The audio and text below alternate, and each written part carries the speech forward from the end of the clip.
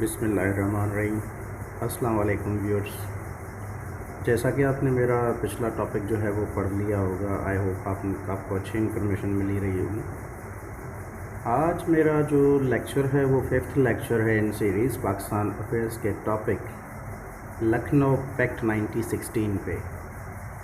It was an agreement and joint session, ये एक agreement था। चलिए अब इस पे और बात करते हैं। Lucknow Pact was an agreement between Congress and All India Muslim League at the joint session of both political parties in Lucknow in December 1916. All India Muslim League and Congress के बीच में ये एक मुआहदा था जो लखनऊ में हुआ था दिसंबर 1916 में। आपने मेरा पिछला टॉपिक पढ़ा होगा, उसमें मैंने बताया था कि कांग्रेस और मुस्लिम लीग में जो थे बहुत ज़्यादा डिफरेंसेस थे, बहुत सारे इख्तलाफात थे। तो ये मुस्लिम लीग का एफ़र्ट था कि वो जो इख्तलाफात हैं उनको रिमूव किया जाए, उन इख्तलाफात को ख़त्म किया जाए। अब आते हैं कि लखनऊ पैक्ट का सिर्फ ये साइड नहीं था कि सिर्फ कांग्रेस के साथ जो है म्यूचुअल अंडरस्टैंडिंग डेवलप करना है, बल्कि ये भी था कि डिमांड्स भी करनी है। लेकिन किसके साथ? कांग्रेस के साथ नहीं, ब्रिटिशर्स के साथ, कांग्रेस के साथ मिल के। तो जो पहली डिमांड थी वो थी in Indian autonomy, representation of Bengal and Punjab. अब मुसलमानों ने ये बात भी तय कर दी थी वहाँ पे कि भाई इंडियन ऑटोनॉमी तो हो ठीक है, लेकिन प्रेजेंटेशन जो है वहाँ पे बंगाल और पंजाब में वो मुस्लिम्स करेंगे। वहाँ पे वो मेजॉरिटी भी जो है वो थी उनके पास। अब एक छोटा सा मैंने यहाँ पे जो एक स्ट्रक्चर बनाया है, बीच में यूनिटी लिखा हुआ है, लखनऊ पैक्ट 1916। देखिए, Indian national Congress, all India Muslim league ने यूनिटी तो ले ली। अब आगे आते हैं कि ये किसने करवाया। ये करवाया था सारा कुछ कायदे आज़म मोहम्मद अली जिन्ना ने। कायदे आज़म मोहम्मद अली जिन्ना को जो है आपने एक चीज़ याद रखनी है कि इन्हें ambassador of Hindu Muslim unity कहा जाता था। ये लिखा है मैंने। क्यों? 1906 में इन्होंने कांग्रेस ज्वाइन किया और 1913 में इन्होंने all India Muslim league join किया। उसके बाद ये हमने पीरियड लिखा है कांग्रेस में कितना टाइम रहे, 1906 से लेके 1920 तक ये कांग्रेस में रहे। हिस्टोरिकल बैकग्राउंड क्या था इसका, कैसे ये मुस्लिम लीग के लीडरशिप की नज़र में आ गए। आप नीचे देखेंगे कि यहाँ पे लिखा Quaid-e Azam had begun his career as a legislator 1906। 1906 में कायदे आज़म मोहम्मद अली जिन्ना ने अपना करियर शुरू किया था एज अ कानूनदान। वो कानून वगैरह आपने पढ़ा होगा कि वो लॉयर भी थे। तो हुआ कुछ इस तरह के इंडियन पार्लियामेंट में, काउंसिल्स में एक प्राइवी काउंसिल है जहाँ पे एक बिल था, वक्फुल औलाद उस बिल का नाम था। उसका मतलब था कि कोई भी वालिदैन चाहे तो अपनी औलाद को इनहेरिटेड प्रॉपर्टी दें या ना दें, कोई फ़र्क नहीं पड़ता। ये मेरे हिसाब से तो अन इस्लामिक था। तो what Qaid Azam did, he got overturned the ruling of the Privy Council in 1894 successfully, piloting Legislative Council, the Musalman Waqf Validating Act 1913। भाई उस ज़माने में तो उस काउंसिल के सामने किसी इंडियन का मौजूद होना ही बहुत बड़ा एक डेयरिंग का काम था, बड़ी हिम्मत चाहिए होती थी। तो कायदे आज़म आए, प्राइवी काउंसिल को 1894 में जो बिल था ये वक्फुल औलाद, इसको ख़त्म करवा दिया, उल्टा कर दिया। पायलटिंग लेजिस्लेटिव काउंसिल दी मुसलमान वक्फ validating act.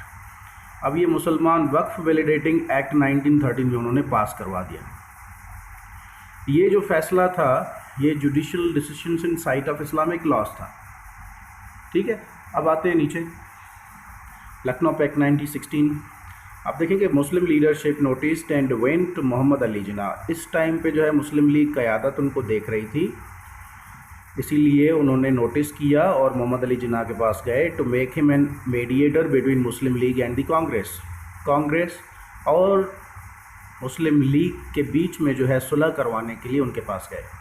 Jinnah pointed out some important points and suggested Muslims to bring some changes into their party constitution policies and move on from sense of loyalty to power politics in 1913.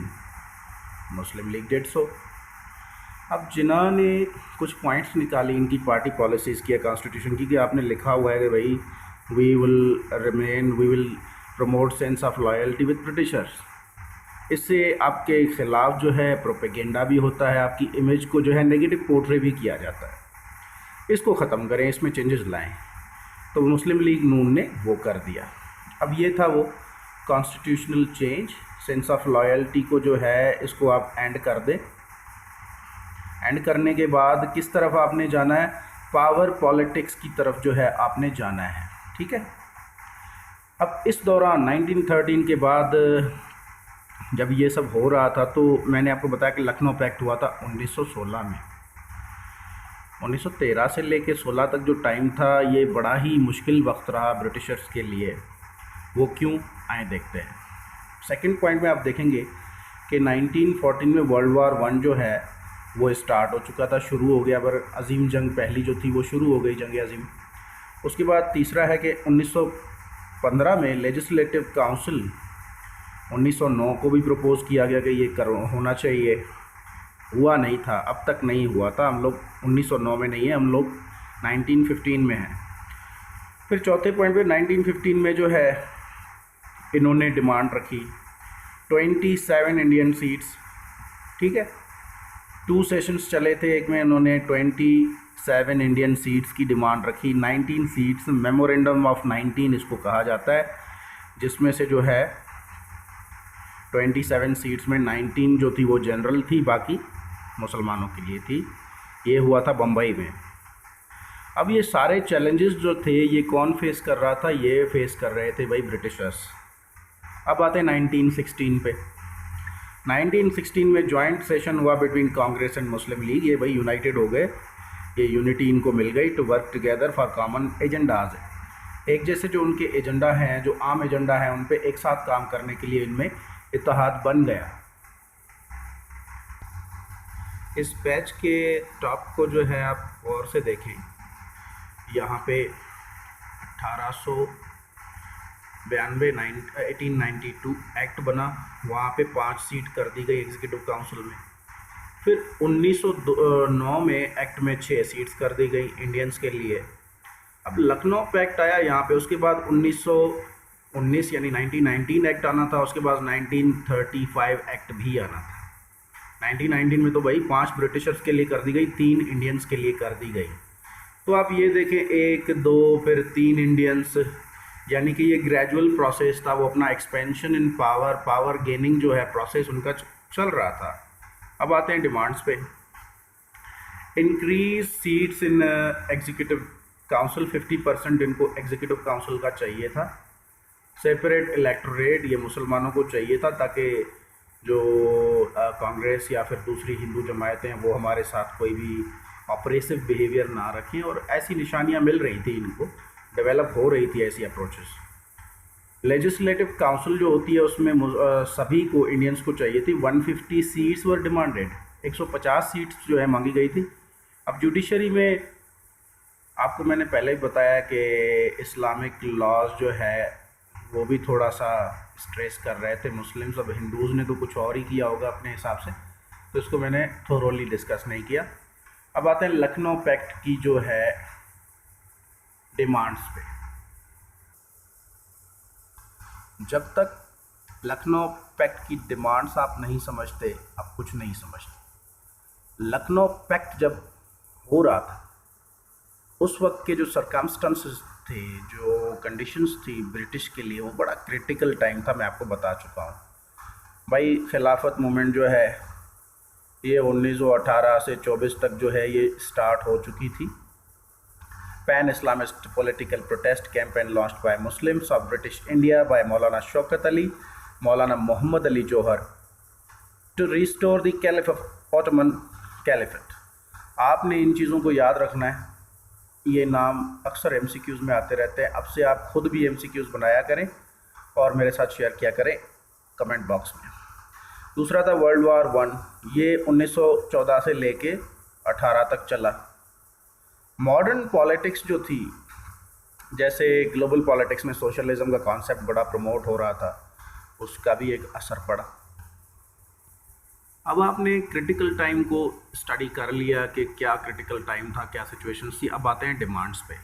Demands मैंने आपको बता दी थी पहले भी, फिर भी मैं आपको एक जो है रीटरेट कर देता हूँ, अपनी बात को दोहरा देता हूँ। Demand number 1 50% seats in executive council.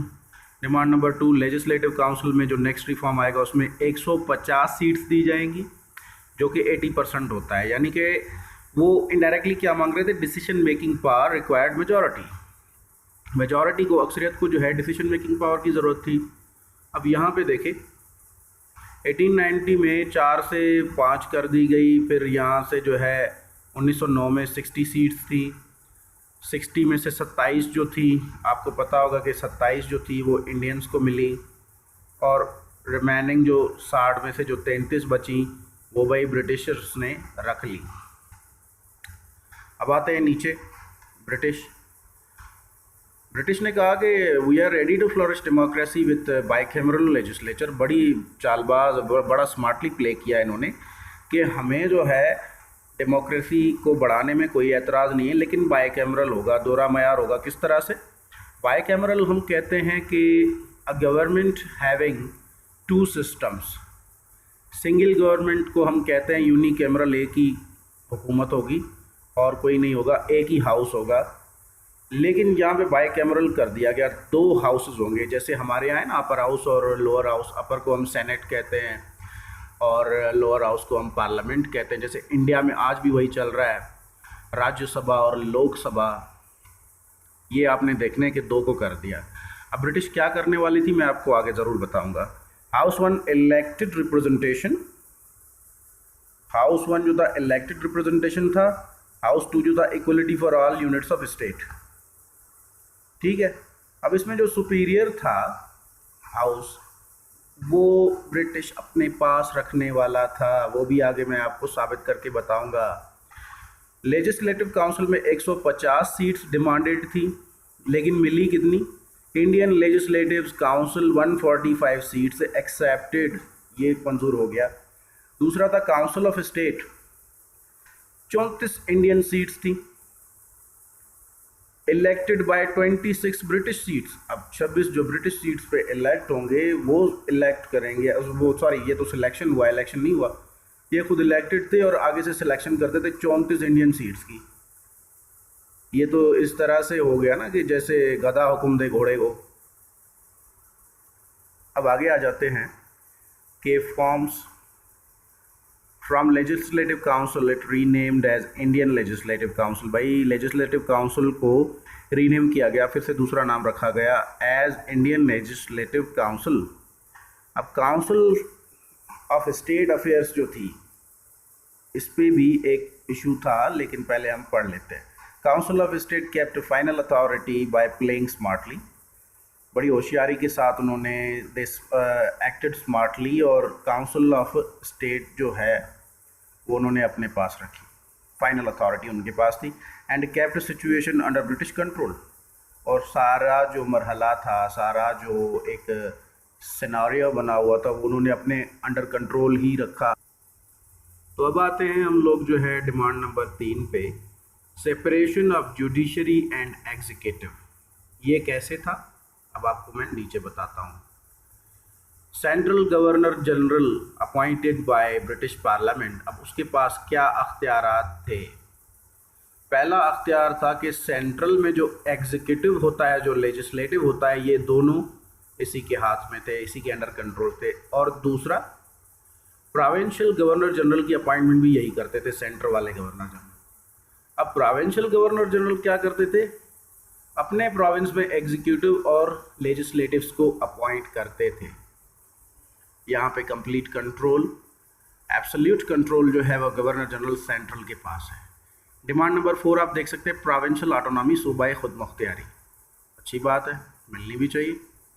Demand number 5 Indian select governor general of province. अब ये डिमांड्स थी कि भाई सूबाई खुद मुख्तियारी भी दो, और इंडियंस जो है वो खुद इलेक्ट करेंगे सूबाई गवर्नर जनरल को, ना कि गवर्नर जनरल सेंटर का करेगा।